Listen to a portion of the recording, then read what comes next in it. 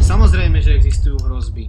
Hlavne najhoršie je, pokiaľ nemáš oficiálne kanály, tak akože nesleduješ napríklad oficiálny Twitter, oficiálny Discord a podobne, tak sa môže stať, že sa dostaneš k fejkovému linku, ktorý je veľmi podobný tomu linku, alebo tej stránke, ktorá je reálna.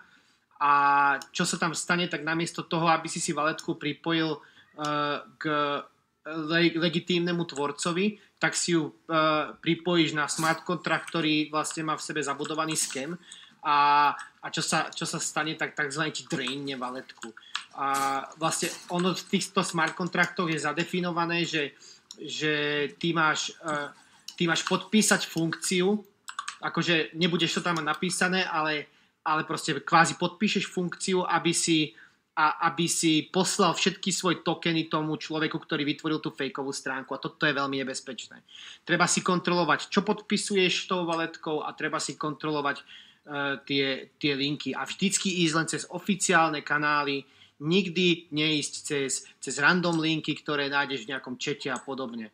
Určite nie. Aj tuto v čete, keby sa objavili nejaké random linky, nikdy na to neklikať, pokiaľ priamo ja nepoviem, že je to OK, alebo že toho človeka poznám. Určite v žiadnom prípade na to neklikať. Je to veľmi nebezpečné. Je to strašne negatívne PR pre každý projekt, pokiaľ sa stane nejaký takýto scam niekomu a on o tom začne písať na chatoch, tak ľudia sa toho potom začnú báť a podobne. Takže oni si na to dávajú extrémny pozor a vždycky to máš na každej sociálnej sieti aj napísané, že veľké bacha na podvodné linky, kontrolovať, proste neklikať na pofiderné linky. A to je to isté aj pri bežných mailoch a podobne. Proste keď mi príde random mail, tak na to nebudem klikať. Ale tí scamery sú veľmi kreatívni a veľmi často dokážu tú stránku napodobniť takmer úplne presne. Takže si treba kontrolovať ten link a vždycky ísť len cez tie oficiálne kanály. Oficiálne kanály sa dajú ľahko zistiť, hlavne napríklad cez Twitter. Na Twitteri najčastejšie majú oficiálne kanály zlatú fajočku.